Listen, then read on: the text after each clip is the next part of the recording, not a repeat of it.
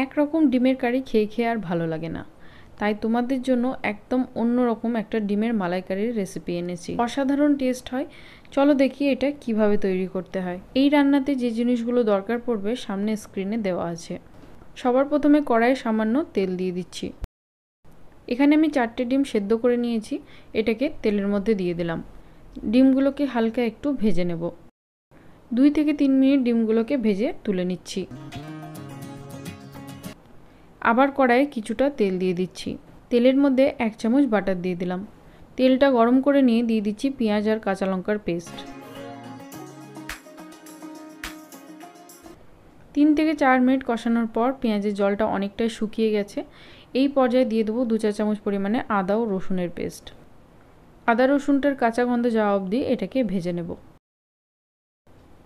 বেশ কিছুক্ষণ ভেজে নেওয়ার পর দিয়ে দিচ্ছি স্বাদমতো লবণ, 1 চা চামচ জিরে গুঁড়ো, হাফ চা চামচ গোলমরিচ গুঁড়ো, 1 চা চামচ লঙ্কার গুঁড়ো আর দিয়ে দিচ্ছি 1/4 চা চামচ গরম মশলা গুঁড়ো। ভালো করে মিশিয়ে নিয়ে মশলাগুলোকে ভালো মতো কষিয়ে নিতে হবে।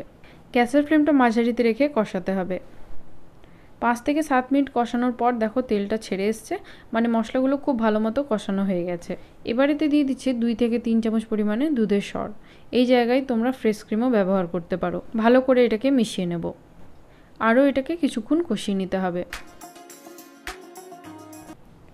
আবার 2-3 মিনিট কষিয়ে 1.5 কাপ পরিমাণে দুধ দিয়ে দিচ্ছি।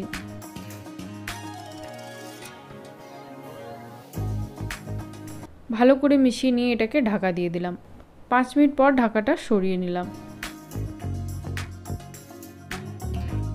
একবার ভালো করে মিশিয়ে নিয়ে এতে ভেজে নেওয়া ডিমগুলো হাফ হাফ করে দিয়ে দেবো। এটাকে এখন নাড়াচাড়া কিছুই করব না, এটাকে ঢাকা দিয়ে 5 থেকে 7 মিনিটের জন্য হতে দেবো। 5-7 মিনিট পর ঢাকাটা সরিয়ে নিলাম। হালকাভাবে এগুলোকে একবার মিশিয়ে নেব।